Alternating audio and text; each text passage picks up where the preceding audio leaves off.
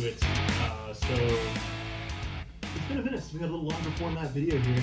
I'm sure, yeah. I forgot how to talk. Some things have happened in the real world that we thought would be interesting to discuss. I forgot how to talk. It's good.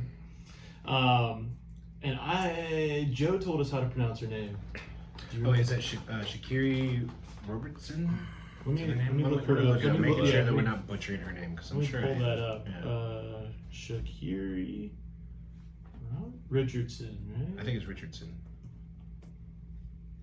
Okay. Yes. Let's see. Shakira. Shakiri Richardson will not be selected to represent the United States on the Tokyo relay team. Yeah. Track and field sprinter. So it recently so happens that she came back positive for marijuana on one of her IOC drug panels and has now been banned for that, cited that it's a performance enhancing drug. A lot of people were kind of up in arms about it. So we figured we'd put in our 2 cents because we have opinions and we're people, right? I think a lot.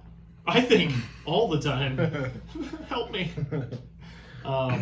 So let's start there. Let's I think we want to talk a little bit about performance enhancing drugs, how to deal with them. I think we all kind of got some thoughts there. Yeah. Well, I think we were, obviously just chatting briefly about this earlier. It's just like there's so much gray area, it seems like, because some things are perfectly allowed, right? So like caffeine, other like stimulants and stuff like that are perfectly fine. But then when I hear performance enhancing drug, I automatically think steroids. Right. But to think marijuana is a performance enhancer, it's like, that's where I get torn. It's like, exactly. I'm not Is it actually classified as performance enhancing though, or Well, is it just a banned substance? Okay. Because so I think that's a distinction that needs to be made, particularly when it comes to something like the Olympics. Is like, it's not that it's performance enhancing. It's just that they have a banned substance list. Exactly. Yeah. And I even think like caffeine up to a certain dosage is allowed. So even there's a gray area where it's like you can have caffeine, but you can't have too much of it. Right. Sure, yeah. Maybe I've never really understood the idea that caffeine is a performance enhancing because it wears off so quickly. But at the same time, there might be people that can't physically have caffeine because maybe, I don't know, can you be allergic to it? Can you have some dietary issue where you can't ingest it? And then they're competing in the Olympics against this person that can have caffeine, and it does make a difference. It enhances focus and things like that, and it could enhance performance for this person, but not this person. So I could see now how maybe too much caffeine could be unfair in a sense. See, I didn't know there was a rule on limitation on how much you could take. Well, and I don't think there's a rule for it. I think it's that you will test positive for other banned substances given a certain dosage. I think it crosses like the stimulant line. And that might not be specific to the IOC. That might be specific to other sports. And when I say IOC, it's the International Olympic Committee, the ones who run the Olympics, right? Right. So maybe even then, it's not so much like that it's a banned substance. It's like you will pop positive for this stuff, and then it's up to you to defend what you took and prove, right? Yeah. And look at your own daily life. Like, what did you have for breakfast? What did you have for this? Like, trying to prove that you didn't take anything amongst all those variables in a 24-hour day becomes incredibly difficult. So if someone pops positive in any capacity, the assumption is always, ban them. You broke the rules, right? And then they have to prove that they did not do something outside the rules. Exactly. It's up to them to basically defend the themselves. burden of proof, right? Interesting. Which is asked backwards because typically it's innocent until proven guilty. That's what I would think. But it seems like most of the time it's kind of like, but I mean, like, I don't know. That's the thing I think we can dive into is like, I understand that you kind of have to take a hard line. It's like, here's the rules, follow them. Is that difficult? Well, you were saying Shakiri or Shakiri. I'm just gonna keep butchering that. Sorry. Her mother passed away. That's what it's. She admitted that so she was going through an emotional situation and losing a parent, and this is very recent, and she made a choice, and it really stinks because apparently she was also in a state where it was legal, so she was within her rights to do that in that totally state. Legal. So that's the unfortunate too, is that she's being tested on a whole nother plane. Like, this is the Olympics. This is as big as it gets. This is It's very hard. Right, but the whole idea that it's illegal here and legal somewhere else doesn't really sit right with me, because under what is it, federal law, it's legal in some It's states, illegal federally. Okay, okay. Marijuana is illegal federally Okay. across. And the then But it's how many states? statewide, you could have it.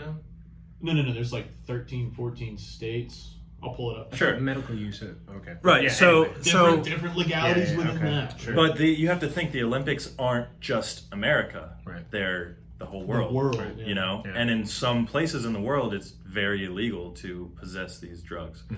So, and what is the Olympics? I assume it's private. 18 a states. private. It's legal. Okay. It's privately owned. It's not America's. Right. Yeah. Sport. It's not Europe's sport. Right. It's like the globe. Right.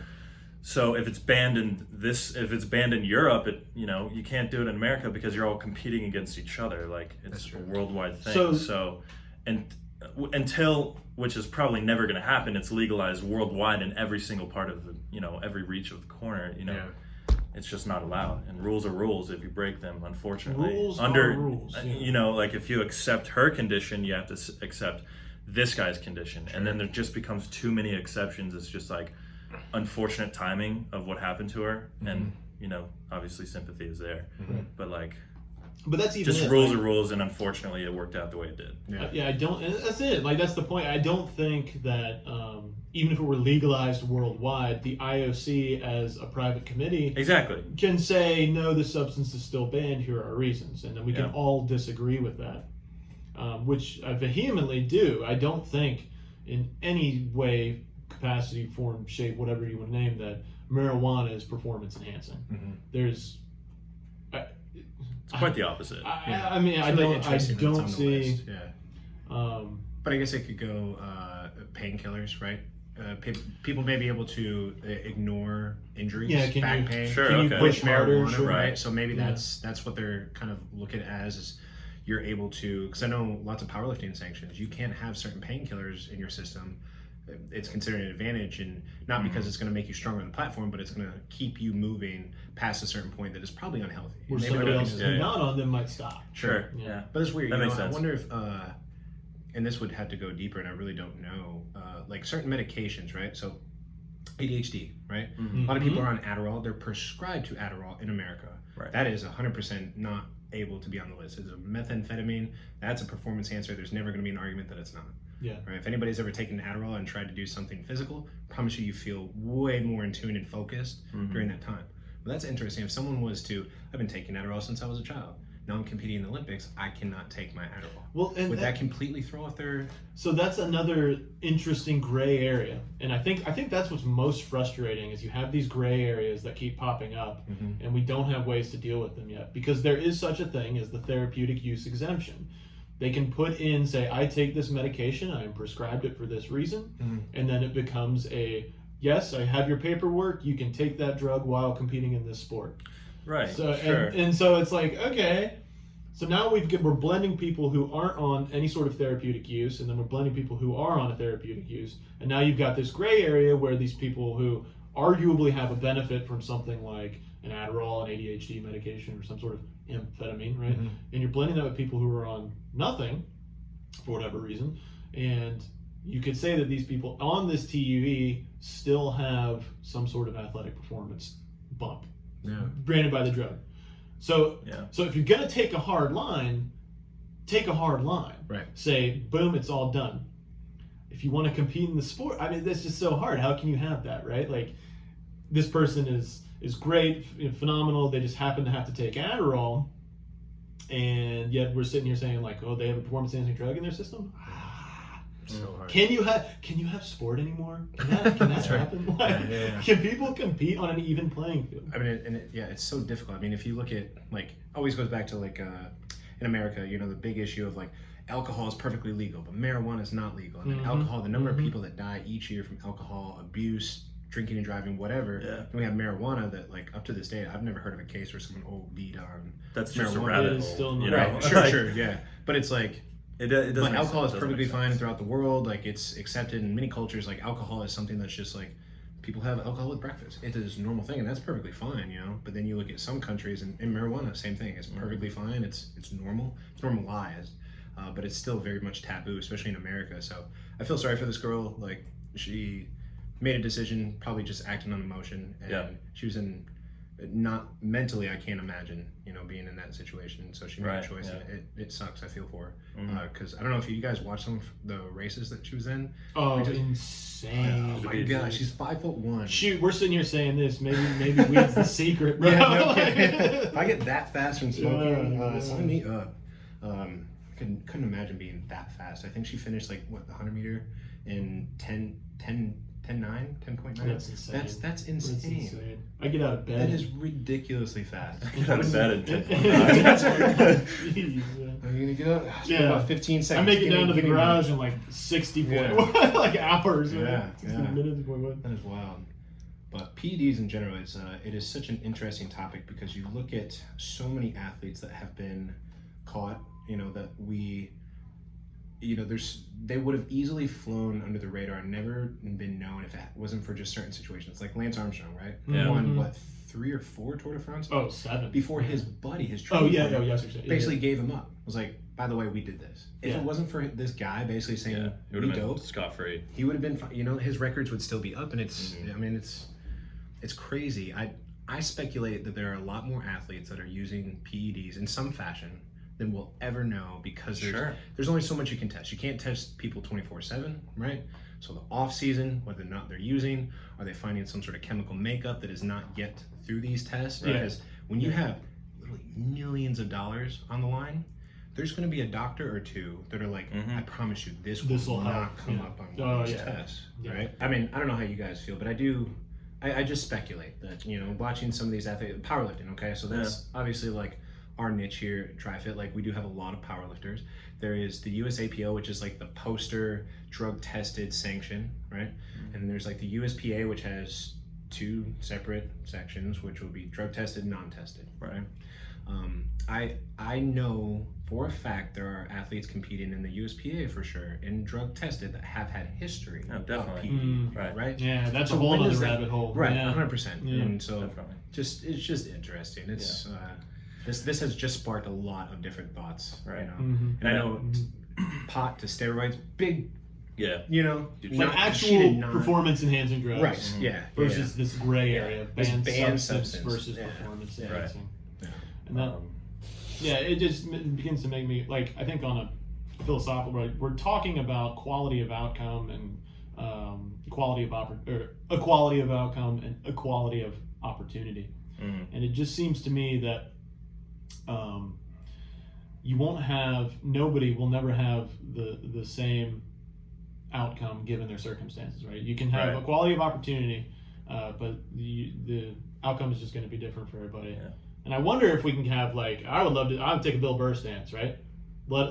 Non-tested across the board. Let's see how jacked and diesel these people can get. Let's go. I mean, we created these drugs as a way to make humans better. Let's just see how far we can go, and then have a place where it's hardline zero substances are allowed, and if you pop, you're done. That's it. And, you can go over to this other one here because here's the option for you.